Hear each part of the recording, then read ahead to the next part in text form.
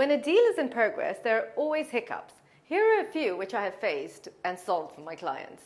One client reserved a unit and then started sending me online listings of units in the area, which were cheaper, and started second-guessing his investment. I compared the listings like for like, and he was finally satisfied with what he was getting the best deal.